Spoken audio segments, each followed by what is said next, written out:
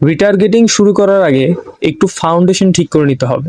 আপনার ওয়েবসাইটে মেটাপিক্সেল এবং গুগল ট্যাগ ম্যানেজার সঠিকভাবে ইনস্টল আছে কিনা চেক করুন। আর 2026 সালে এসে শুধু পিক্সেলে ভরসা করলে হবে না, কনভার্সন এপিআই বা কাপি অ্যাক্টিভ রাখতে হবে।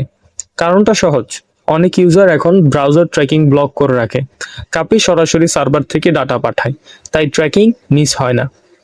এই দুটি ঠিক থাকলে আপনি রিটার্গেটের জন্য রেডি। স্টেপ 1, প্রোডাক্ট দেখেছে, কেনেনি, ভিউ কন্টেন্ট, রিটার্গেটিং। অডিয়েন্স গত 30 দিনে যারা আপনার প্রোডাক্ট পেজ ভিজিট করেছে, এরা আপনার প্রোডাক্টে আগ্রহী কিন্তু এখনো ভরসা পায়নি।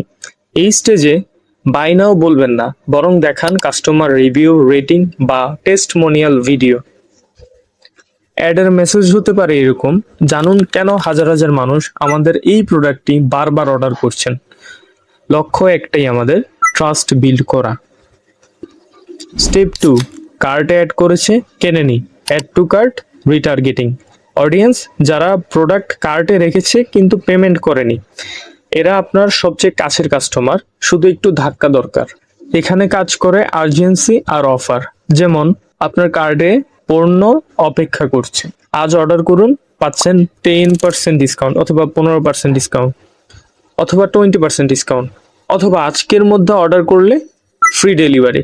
আরেকটি কথা, এখানে ডাইনামিক প্রোডাক্ট অ্যাডস ডিপিএ ব্যবহার করুন, যাতে ঠিক যে পণ্যটা তারা কার্টে রেখেছিল সেটাই তাদের ফিডে দেখায়। এটা কনভার্সন রেট অনেক বাড়িয়ে দেয়। স্টেপ 3, পুরনো কাস্টমারকে আবার কেনান, cross sell and upsell. Audience যারা আগে আপনার কাছ থেকে কিনেছে। অনেকেই মনে করেন একবার বিক্রি হলেই কাজ শেষ। আসলে এটা হলো সবচেয়ে বড় ভুল। যে কাস্টমার একবার কিনেছে সে আবার কেনার সম্ভাবনা নতুন করে কেনার চেয়ে 5 গুণ বেশি। যে ব্যক্তি আপনার কাছ থেকে নতুন করে কিনবে তার চেয়ে তার কেনার সম্ভাবনা বেশি যে একবার আপনার কাছ থেকে প্রোডাক্ট কিনেছে।